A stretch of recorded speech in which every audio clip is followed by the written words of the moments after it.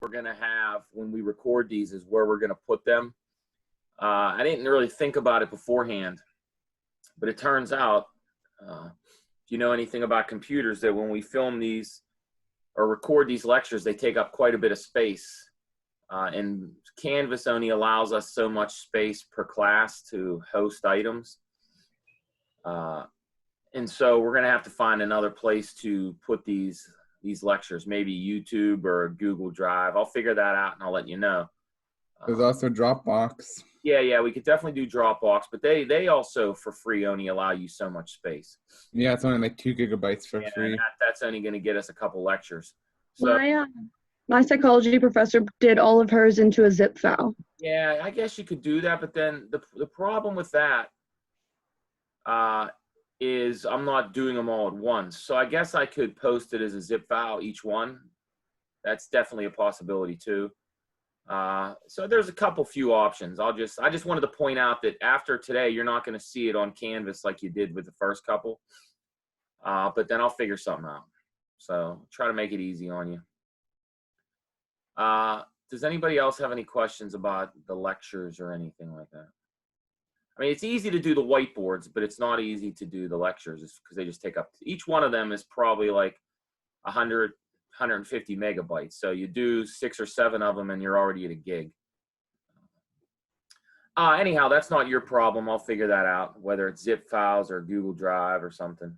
We'll figure something out. The other thing I wanted to remind you of is that, you know, I think, I know I mentioned it in class, but it's worth pointing out again.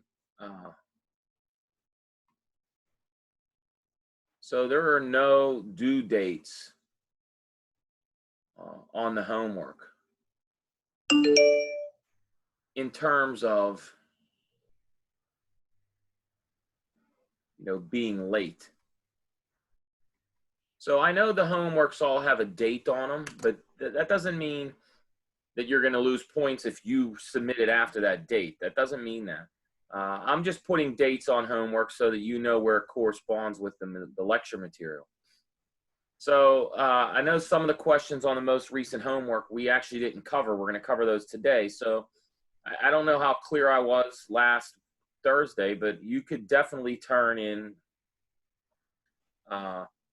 this most recent homework after today. I'm not going to take any points off. If you happen to submit it already and it wasn't complete, well then resubmit it if you want. I'm not going to, you know, again, I'm not interested in punishing you for late stuff. I'm interested in those of you who actually want to learn this. So keep that in mind with any of the homework. There's no such thing as being late. As long as I get it before the end of the semester, I'm going to count it. Does anybody have any questions about homework? Maybe not. Okay, good. So what we want to do is we want to sort of pick up where we left off last class, because it's going to introduce us into our new topic. So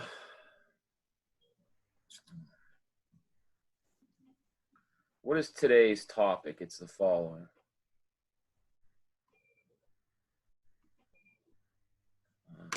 It's a very, very important topic, and it's called the binomial distribution.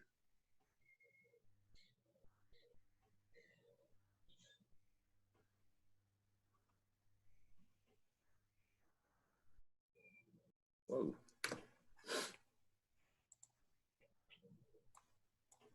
So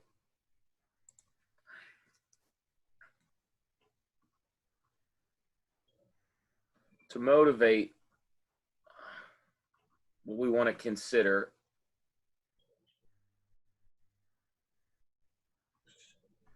is an example from last class.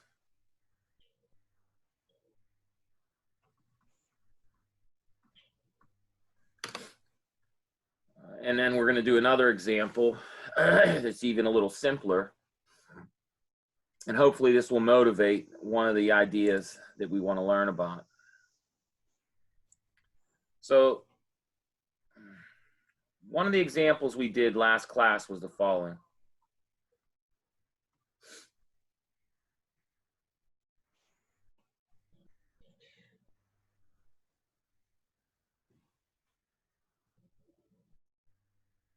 So we had this sort of experiment, if you will. That's kind of what we call these things, experiments. So you roll dice, or roll 2 dice 3 times. And count the number of 5s.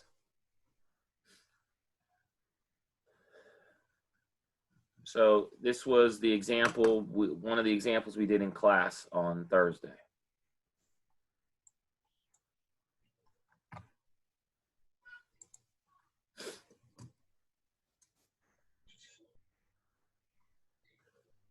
Okay, so one particular probability that we wanted to figure out was the probability that we get 2 5s. So let's look at that one because that took some work.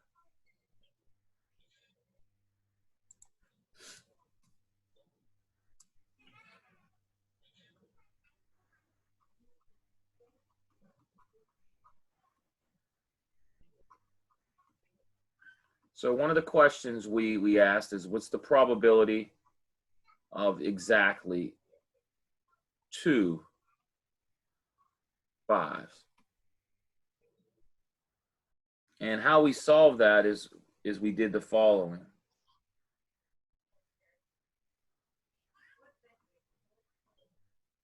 So how did we reason? Well, we reasoned the following way. The probability that we get 2 5s. So let's remind everybody. Let's get a different color in here. So let's remind ourselves of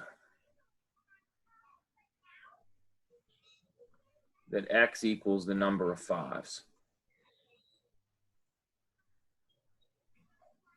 So if we let x denote the number of 5s, then the probability that we get exactly 2 5s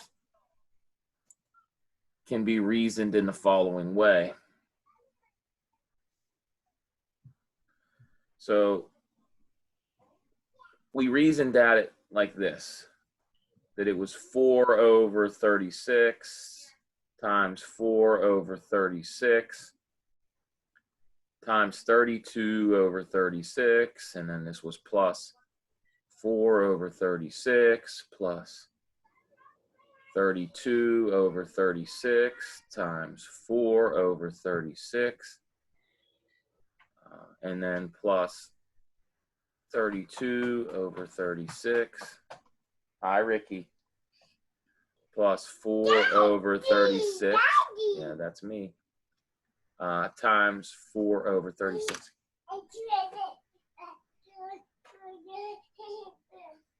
My kid's dying.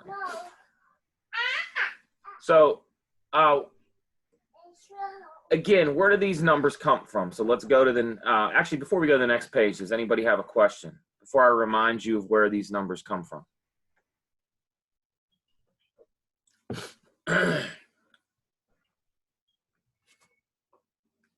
So, it's worth noting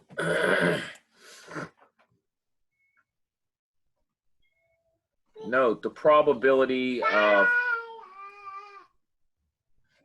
the probability that we get a 5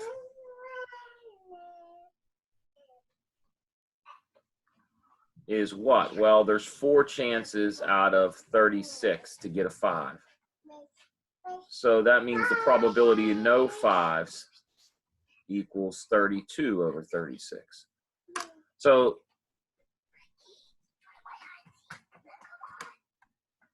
when do these things count? Well, these guys count.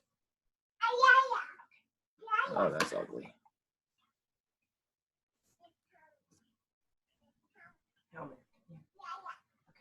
So this is for each roll.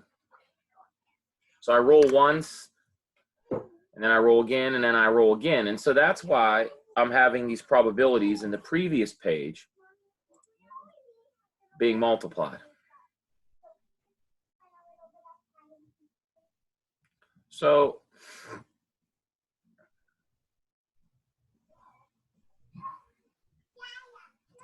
another way to think about it, so is the following way. If we beat this dead horse a little more, so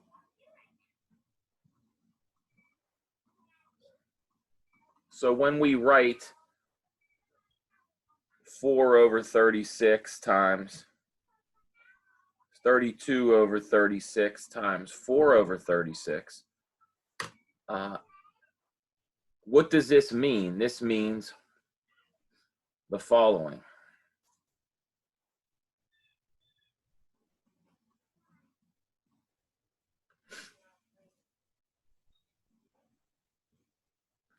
So it means 5 on the first roll, no 5 on the second, and then a 5 on the third.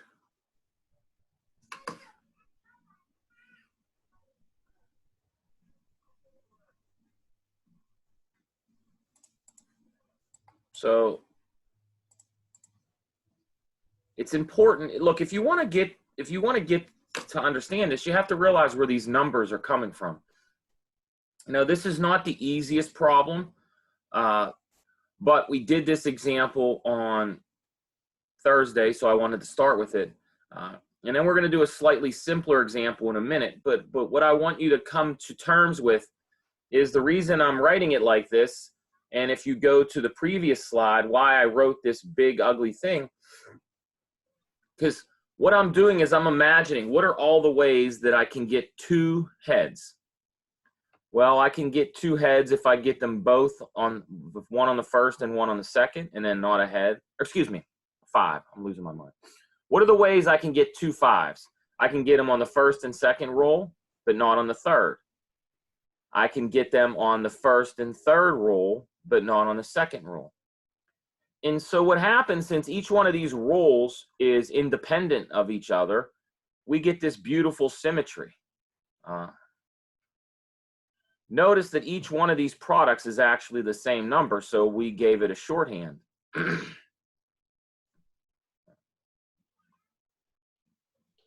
So if we go to the next page,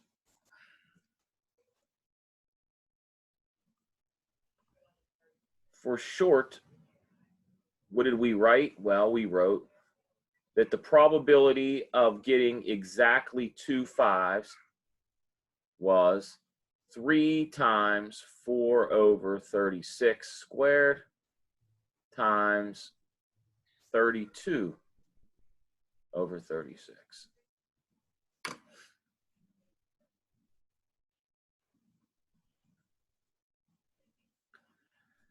So one way to think about this product is the following. So I'm going to highlight some things. Does anybody have a question?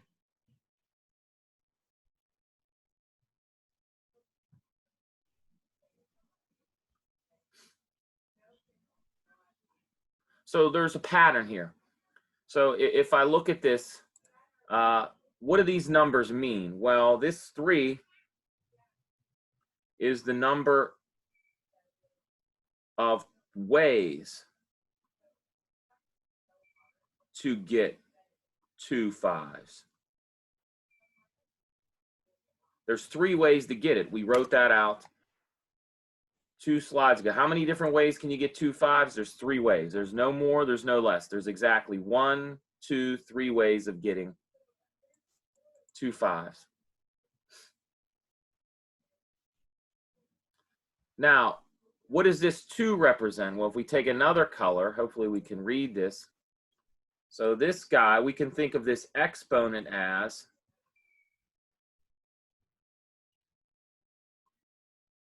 hold on. We can think of that exponent as representing the number of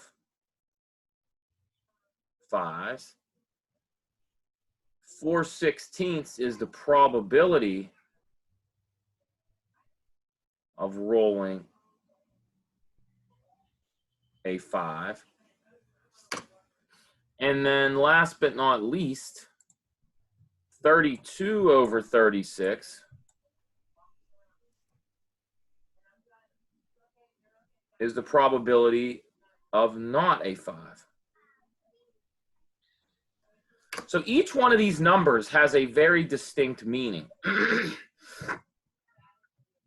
And if we think of this pattern, we can easily generalize this to any experiment, not necessarily dice or coin flipping. So if you have a question, let me know. Oh my God, do you hear that? My house is about to fall down.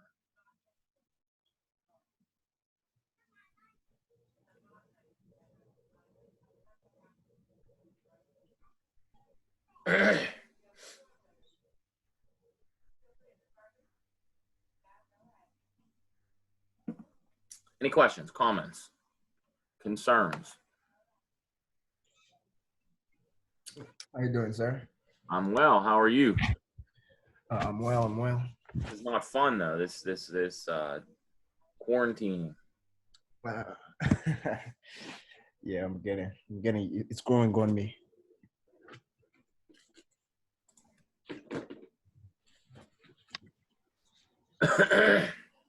All right.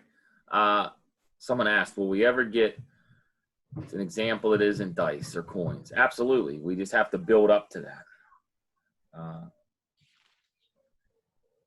Why, you know, I said this numerous times in class. Why do we use so much time talking about dice and coins? Well, there's two reasons for that. One, they're the easiest to analyze. The second is dice in quarter or coin flipping experiments, they're ones you can actually do on your own. You can sit at home and flip coins and roll dice, and then you can do that. You can learn by doing your own experiments. And the third most important reason, and this is what we're going to get to next, is coin tossing and rolling dice are a very specific example of a bigger idea. That is success or failure. Heads is a success, tails is a failure. If you have more than, you know, you can think of dice as being even a different type of success and failure. You have more options for success, more options for failure. I mean, I use this example all the time, and it's never so prevalent as it is right now with what's going on in the world. One of the reasons you know, when something like this pandemic happens, people lose their jobs, people sell stocks, the stock market crashes, and it's a very simple, fundamentally thing. Are we making money or losing money? That's success or failure. Heads is making money, tails is losing money. Now, it's not obviously that simple, but the general idea and how we think of these things from a theoretical, mathematical perspective, it is the same. You know, I've often used this. You know, if we're testing, you know, we have this pandemic. If we're testing sort of medicine, it either cures it or doesn't cure it. Success or failure, heads or tails. If we're looking for a vaccine, it either vaccinates or it doesn't vaccinate, heads or tails. So while it seems ridiculous to constantly worry about coins and rolling dice, it seems to be those are good examples to use because, again, you can use them at home. You can flip quarters till your head explodes. You can roll dice, and you can analyze those on your own. And also, they're the simplest ones that mimic, or at least try to mimic, real-world scenarios. Okay, so what we'd like to do then is we'd like to take this problem and rephrase it so that we can use it for things other than, say, quarters or rolling dice. Okay, so does anybody have a question before we do that? Excuse me.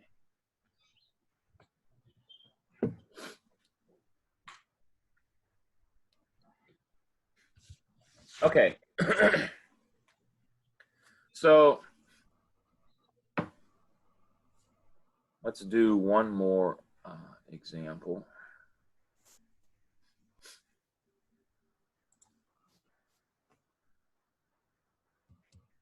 Well, actually, let me go back. So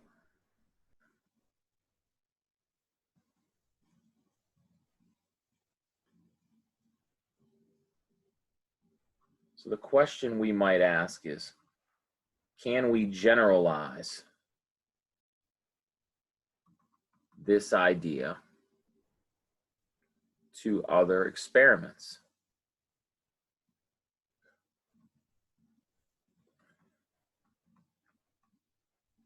And of course, I wouldn't motivate it if we didn't. And the answer is yes. So perhaps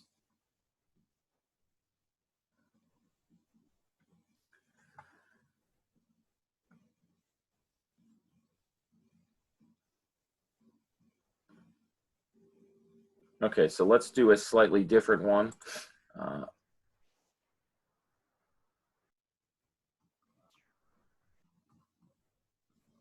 So let's do one more example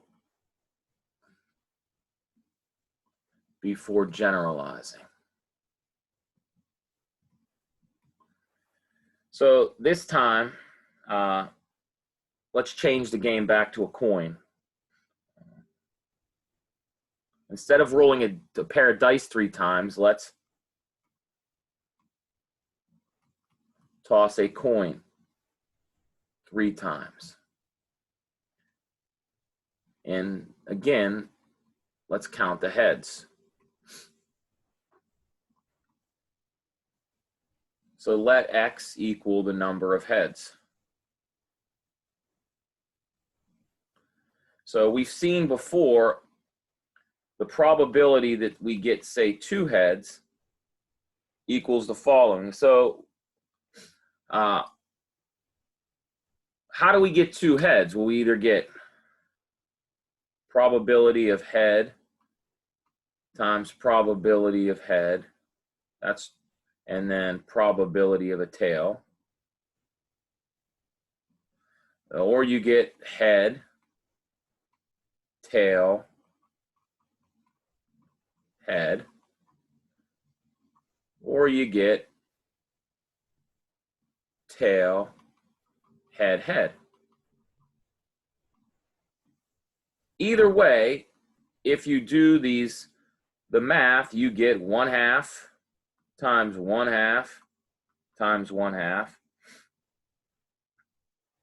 plus 1/2 times 1/2 times 1/2 plus 1/2 times 1/2 times 1/2, which, similar to the previous problem, you get 3 times, well, in this case, 1/2 cubed. And of course, we could tell you what this number is. This is actually 3/8. But right now, it's not important what the number is. What's important is the pattern. Any reason one of the P's is a T? Did I write something wrong? Yeah. Where at? Like where the P equals 2, like in the first row, there's a T instead of a P. Oh, yeah. That's because I'm losing my mind. You should fire me. Maybe I should contact the school then. You should. Have me fired. Can you imagine? You can't write a P. Could you imagine? Hey, I'm getting better at this pen, dude. This is not easy. Because I'm writing on my table, but I have to, it shows up on, I'm writing on one of these pads. This is a skill. Again, what's important here is the pattern. So let me take a red sort of star, and if I go back a couple pages to this guy, I want to put a star there. So the important thing to look at in the previous 2 examples is the pattern. So let's make a clear note of that.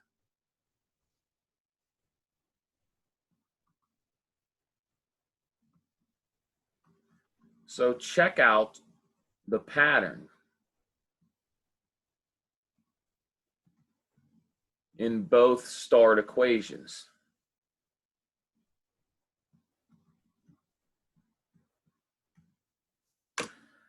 So what these patterns are telling us is that the way to do probabilities, sort of a shortcut, is not to write out sample spaces. It's not to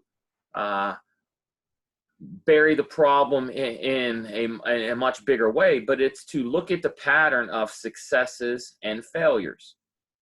You know, in a real world scenario, does the loan default, or does the person who borrowed the money pay their loan? They either succeed or fail, depending on whose vantage point. The bank's vantage point, if you pay off your loan, it's a success. If you don't pay off your loan, it's a failure in the bank's vantage point. For the insurance person, they might think success is dodging risk. So there's risk versus failure. Here, we're doing baby examples. We're saying heads or tails. Okay. So what is this pattern?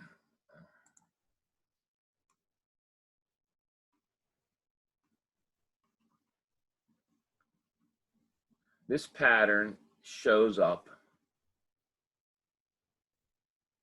in what we call the following sort of experiment.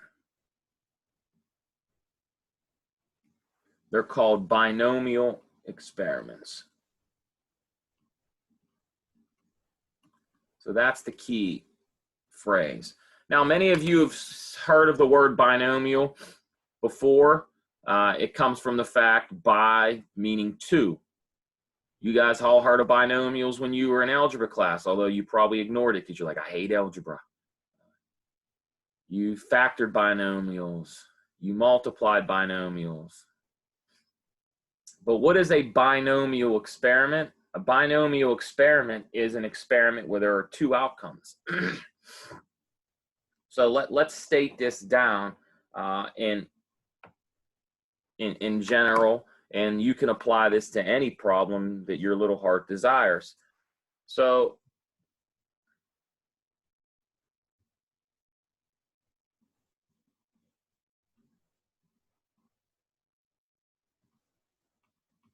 these are experiments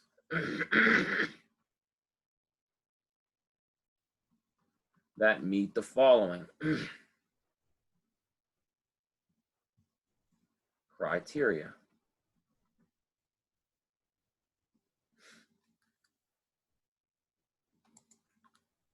Number one,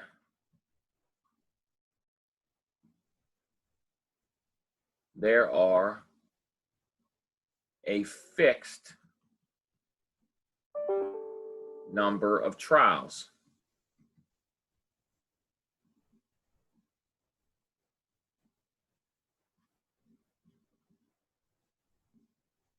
We denote by n. So in the previous two examples, how many trials did we have? There were 3 trials. We either rolled dice 3 times or we flipped a coin 3 times.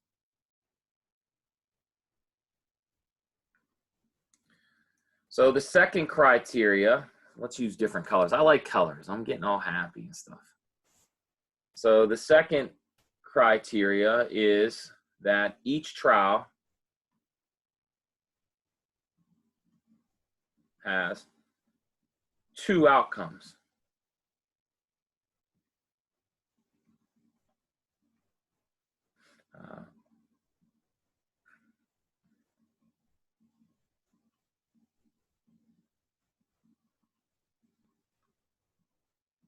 So we call one success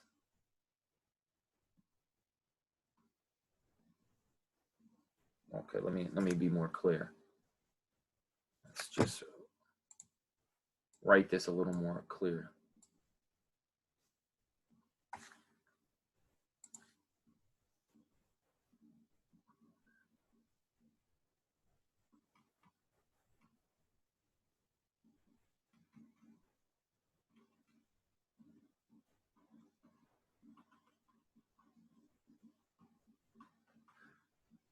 So in general, we call one a success, the other a failure.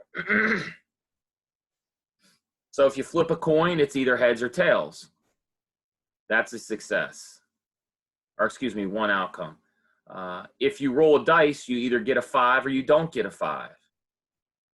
Remember, you can design these experiments any way you want. As long as you formulate them properly, you can use Bernoulli, the ideas of this Bernoulli experiment. The next point that's very important, although it won't really bother people at this level of a class, we don't really think about it. So each outcome is independent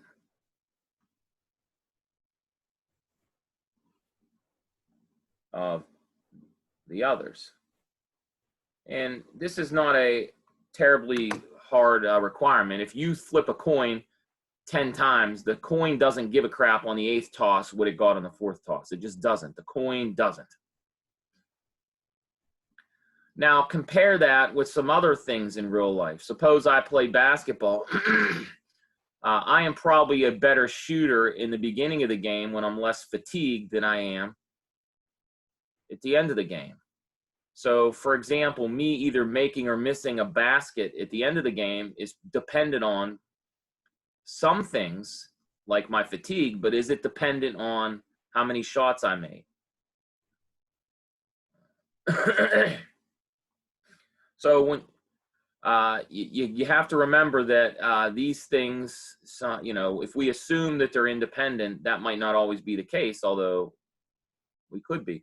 Right now, if a bank's worried about people not paying their mortgages and defaulting on their mortgages, does a person in Pittsburgh not paying their mortgage, does that affect someone in California not paying theirs? Or are these independent outcomes? So these are things you got to think about. And the very last thing that we care about with a binomial experiment is the following. So there's 4 criteria. And the last one is the probability of a success is the same for each trial.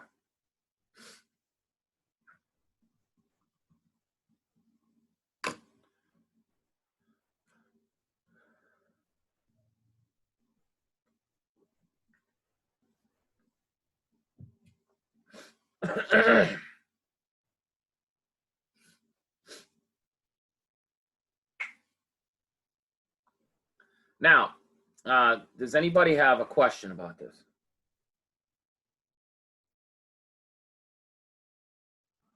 I just had a question about the mortgage one. Yeah. Wouldn't like the defaulting only matter if it was like the same person? Well, that's like, right. I mean, that's exactly right. So imagine you're a mortgage company, and you can analyze all your customers in many different ways, but one of the most fundamental ways is you'd say, okay, say I have 10 mortgages out there, so I have 10 people. Each one of those is their own trial, right? Person 1 through 10. So if person 1 defaults, that has no bearing on whether person 4 defaults, directly at least. Now, of course, you might argue, well, what if they're defaulting for a certain reason, like the economy's crashing? Well, that's different. We're not studying why they're defaulting. We're studying if they default. Yes or no? Do you understand? So if you want to understand, the question of analyzing why mortgages default is different than analyzing do they or don't they. Yeah, I see that. Yeah, so it's no different than, think of the simpler example of flipping a coin 10 times. The coin doesn't care on the 3rd toss what happens or the 3rd toss is not going to do anything to the 6th toss. Now, if it so happens that I own 3 properties, well then of course if I default on one, that could directly impact how I handle the other ones, but we don't know exactly. So in that case, you wouldn't use a binomial distribution to analyze it. And the only way a binomial distribution works on something like mortgages is if you're studying it as a one option or the other, success or failure. So look, these problems, if this was easy to understand, then the world would have been solved a long time ago. No one's pretending understanding risk and mortgages is easy. In fact, we're seeing that right now. You know, people, I mean, you could analyze this pandemic any way you want, but one thing we absolutely learned from this is we can't solve complicated problems very easily. So, Or the world would be perfect. that's right. But what we can do is we can try to better inform ourselves on how to solve them. I mean, you can, think about something like this pandemic. One way people study it is they study it what they call compartmentalizing. They say, okay, there's 3 groups of people in the world right now: those who are sick, those who will become sick, and those who have already been sick and are recovered. And so then you ask yourself, how you analyze it is you ask yourself, okay, if we didn't sit down at our houses and we continued class, now suppose one of you in our class was infected, what is the probability you're going to give it to someone else in the class? Or another way we might say that is, if there's 30 people in a room and one person is infected, how many people will they give it to? Will they give it to 2 people? Will they give it to 8 people? And with each one of those, how many people do they give it to, we associate a probability. How likely is the virus to spread? This is how they study these things. It's clearly very difficult. So, again, and someone, like I said earlier, someone asked about, could we do examples besides coins and dice? Yeah, if you want to study That was science. awesome, me. What's that? That was awesome, me that asked Oh, that it. was you. What's your name today? Jigsaw. Oh my God. I should put that. Is that from Saw? Is that what we're running with today, Liam? Yep. Oh God, heavens to Betsy. Look, no, but the reason that's a good question is if you want to study things like finance, the things are extremely, extremely complicated. If I can, let me grab something here. I don't know. Do you see video of me? Yeah. All right. Give me 1 second. I want to show you something if I can find it. So, here's a typical book where we study. You probably can't read it because it's backwards, but it's a stochastic calculus of financial applications. This is the typical book where you study, where you first start to see. It's actually like the correct way.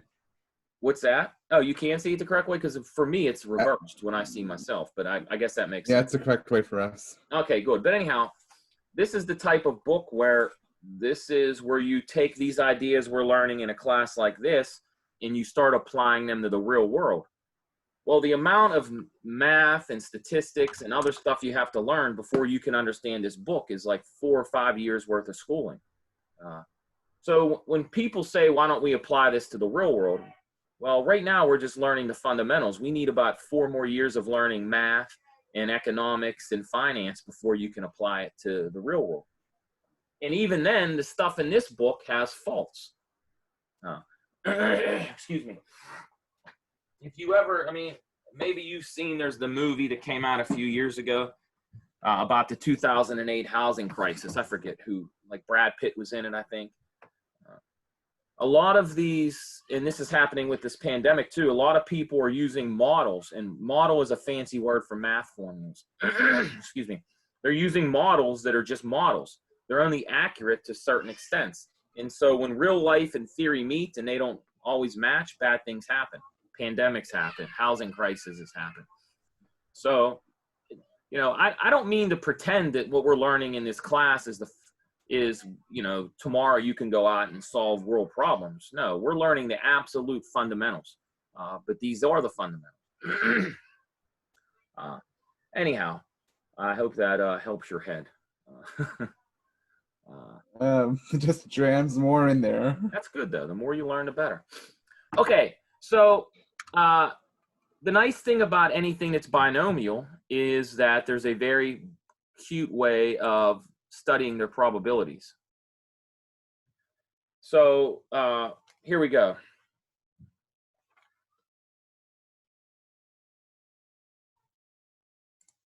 So good news.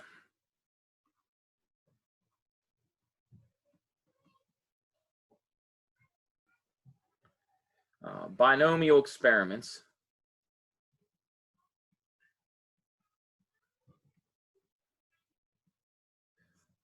have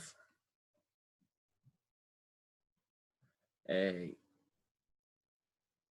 great, or a, I'll put nice, distribution. And it's given by the following.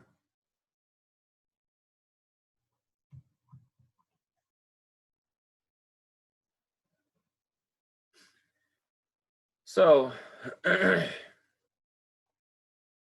what's the formula? Well, the probability that x takes on some number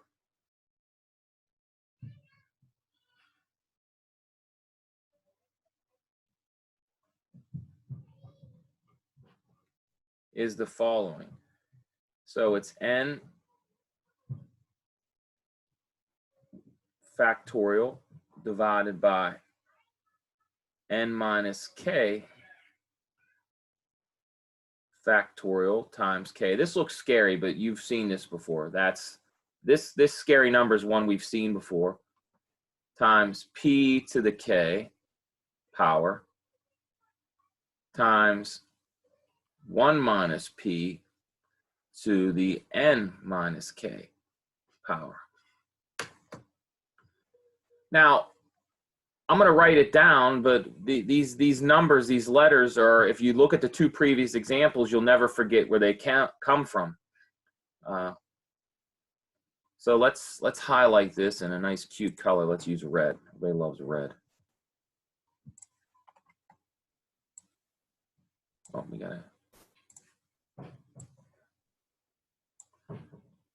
So let's remind you what each one of these, and again, look, I don't want to make light of it. I understand that we hate all these letters, but we got to be able to deal with it.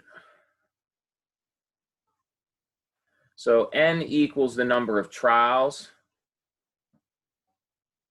K equals the number of successes.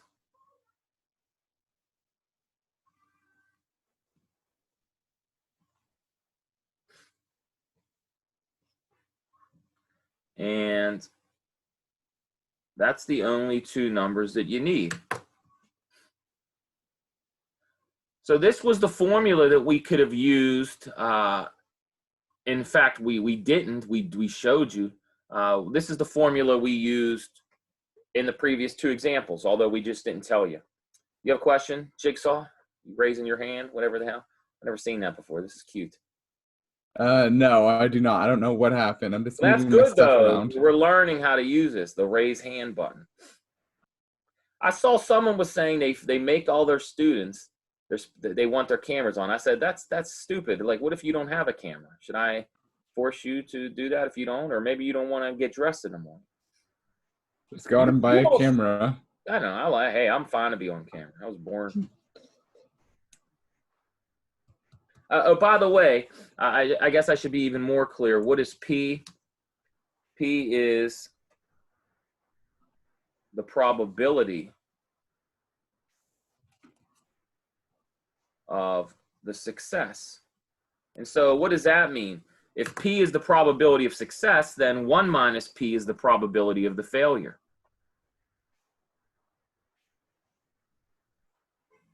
So I'm going to write this formula down one more way, and we're going to write it in a slightly more compact form. Before I do that, does anybody have a question or comment?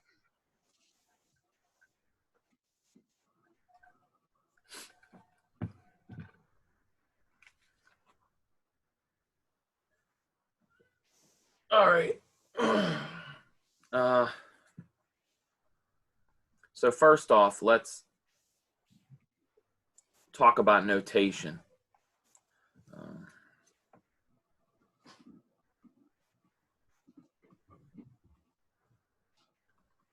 So it is common to write NK like this for this guy. So maybe you've seen this before in another class. These guys have a name, and if you want to Google and read about them, these are called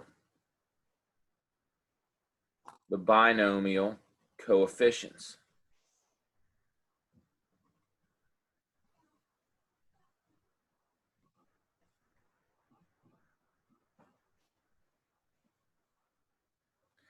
And one way you can read this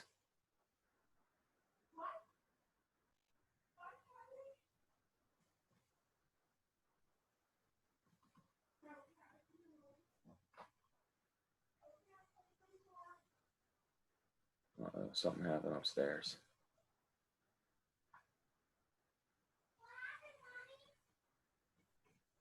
So one way you can read this. So let me rewrite that. That seems kind of funny. Let me erase this.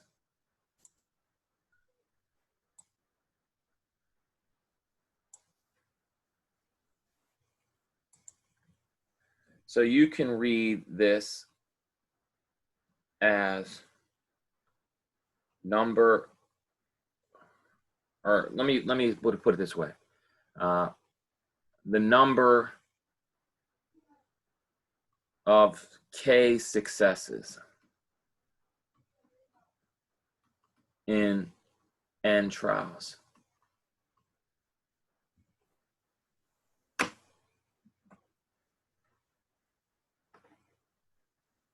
So this is actually an old friend that we've seen before. We've seen this guy a few weeks back when we did combinations. Well, what's wrong? Hold on a second. Hold on one second.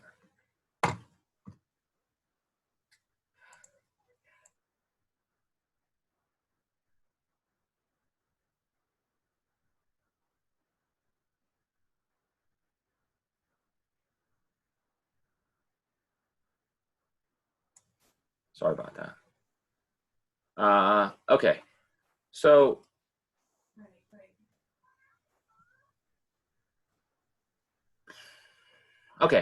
so you've seen this before when we did combinations.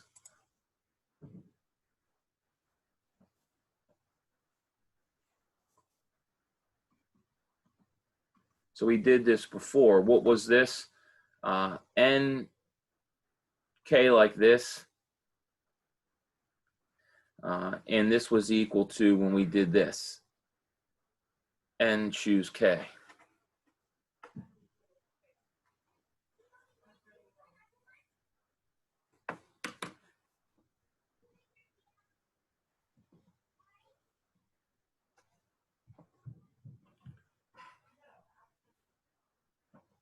All right, does anybody have any questions about this?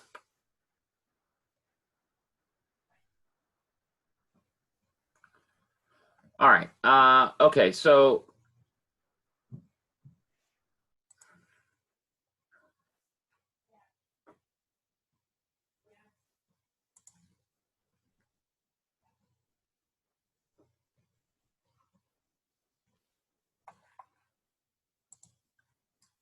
here's what we do.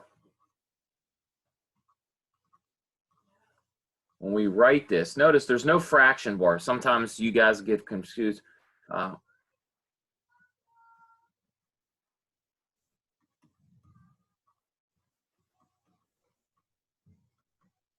So when you read it out loud, we read it as N choose K. So maybe if I go back to the previous page, I kind of wrote this bad. Maybe I shouldn't put read here. Maybe I should put the word interpret, because I'm kind of double.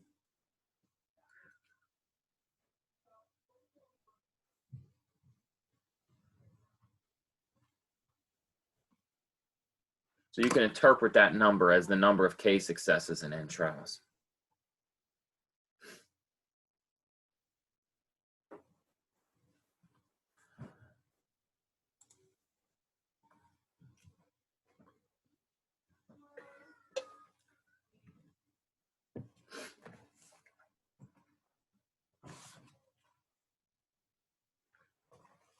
All right, does anybody have a question about this before we do an example?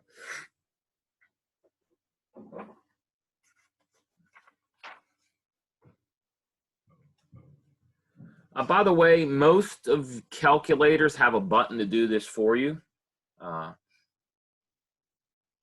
Also, we'll get to this soon enough, I suppose, but there's also values for these binomial coefficients in the back of your book. So let's do an example.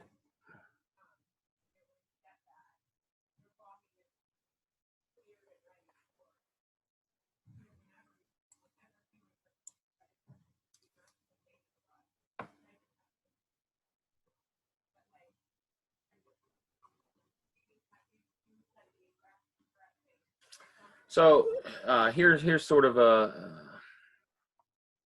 pseudo real world one, if you want. So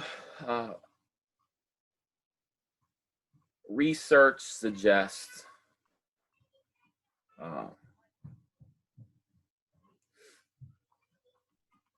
one in 8 adults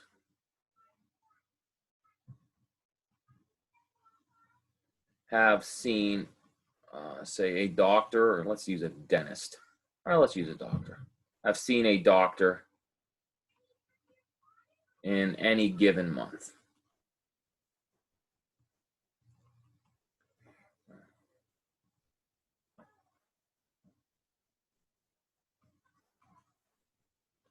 Suppose 15 people are chosen at random.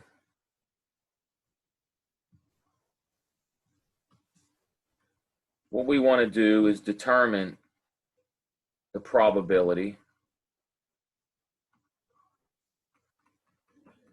exactly 3 have been to the doctor.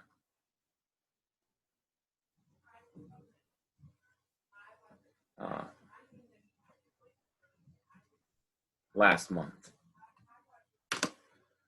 So this is a very baby example of how people in the real world operate. There's no way you can do a sample space of this. So what you do is you do research. You take surveys, you do tests, you try to get an idea for how humans behave. And then you try to make inferences from them. So here's a very basic example of this. So does anybody have a question of how the problem's set up?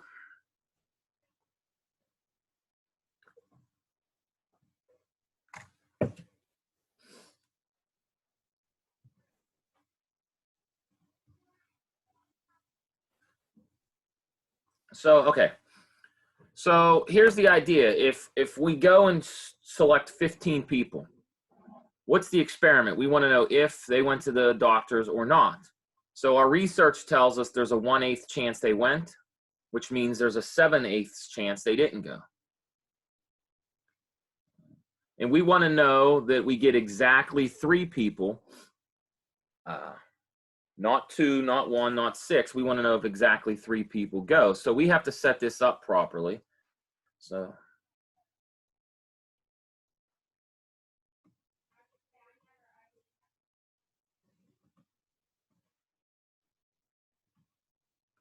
So this is a binomial experiment. And what you should do is you should verify why it is. I mean, think about this. We're going to ask 15 people. That's our number of trials. So n equals 15 trials.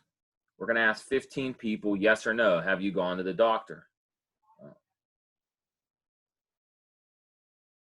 K equals 3 successes. That means they went to the doctor. The probability of success is 1/8. Probability of failure is 1 minus 1/8, which is 7/8. So if you want to rephrase that, probability they went equals 1/8. Probability they didn't equals 7/8. Does anybody have a question so far? I'm just setting up the problem.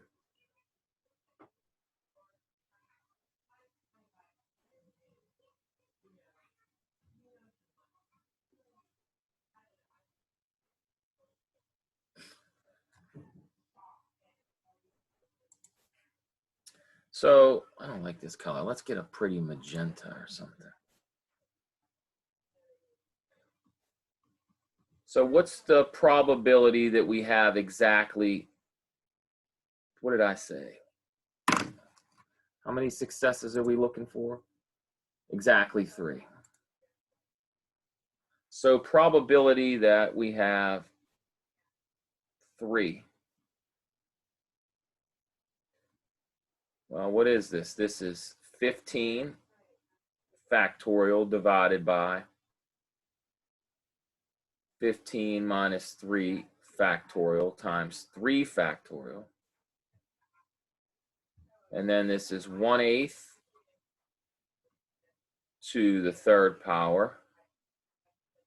And then this is times 7/8 to the 12th power.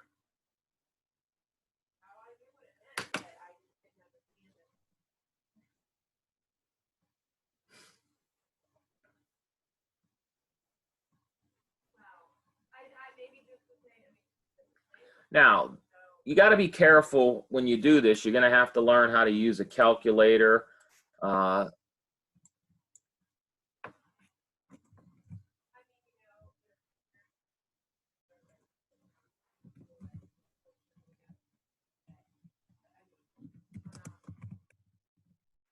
And it's going to take some practice for most of us to get to the bottom of this.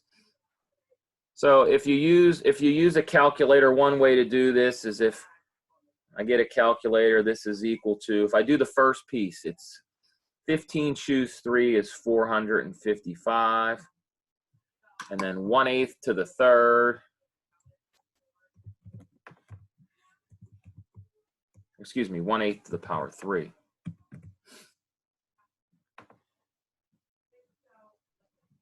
This is 1/512.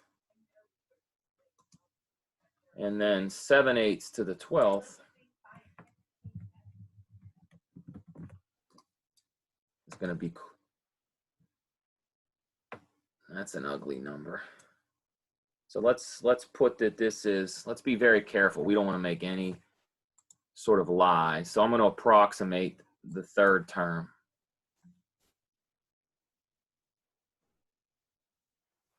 The 3rd term is roughly 0.2014. And so if I multiply these all together,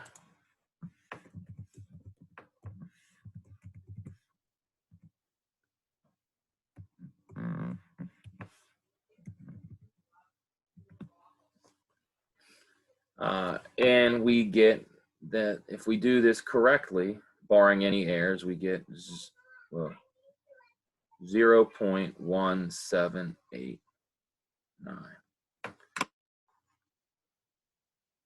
So the probability that we get, or that at least, excuse me, exactly 3 people went to the doctor on any given month would be 0.1789.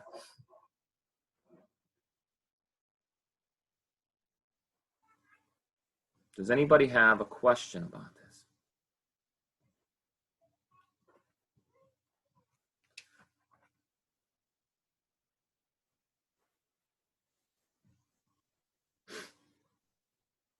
Going once?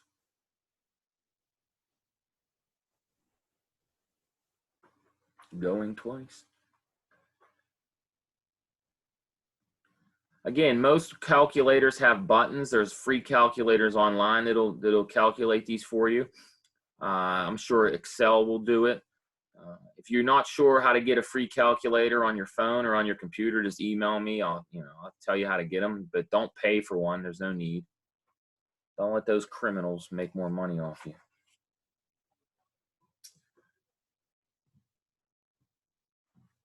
Does anybody have a question? Before we go, I think it's worth pointing out how this is used to solve some of your homework problems. So on homework 7, if you look at problems 9, 10, 11, and 12, they all require the binomial distribution. So if you look at problem 10, we've asked you to solve that problem before. In fact, we did it in class today, but now we want you to use the binomial distribution to compute it so you get the same answer. Problem 11 is tricky. Let me give you some hints before we go. If you have questions, please ask.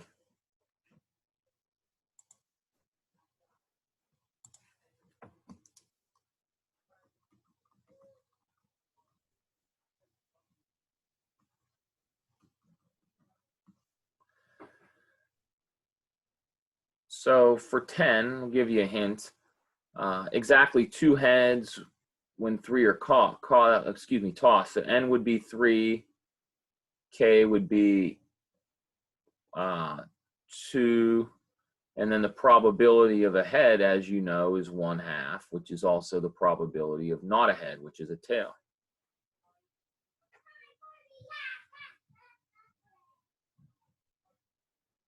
Now, problem 11 is a little trickier. We want to know when there's at least 2 6s. So the probability of at least 2 6s is equal to 1 minus the probability of 0 or 1 6, which is equal to the 1 minus the probability that x equals 0 minus the probability that x equals 1. So that's the hint I'll give you for 11. 11's tricky.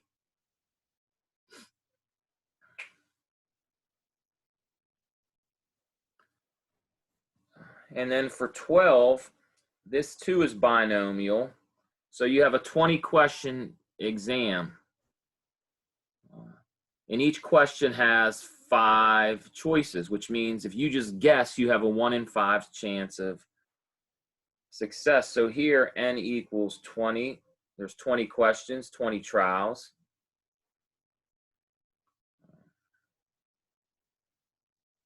How many successes do you want? Well, you want, and this is what's tricky, is probability of success is 1/5, because you can guess 1 out of 5.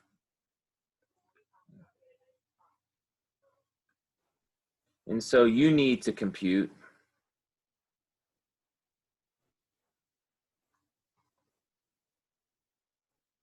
so let's go to the next page. Probability that x is greater than or equal to 15. Well, that's equal the probability that x is equal to 15 plus the probability x is equal to 16, and you have to do that for each one up to 20. So if I give you a little more hint, this would be 20 factorial over 5 factorial times 15 factorial. And then this is 1/5 to the 15 times 4/5. This is, again, not an easy problem. What would this guy be? This would be 5. And you have to do that for all of them, all the way up to the last one, which would be 20 factorial over 0 factorial times 20 factorial, which is just 1. And then that would be 1/5 to the 20th. So again, 11 and 12 are not just straightforward. They require some deductive reasoning. They're not easy. If you're stuck or have questions, I'd be happy to do them on Thursday. So let me know. Does anybody else have a question, comment before we end this party?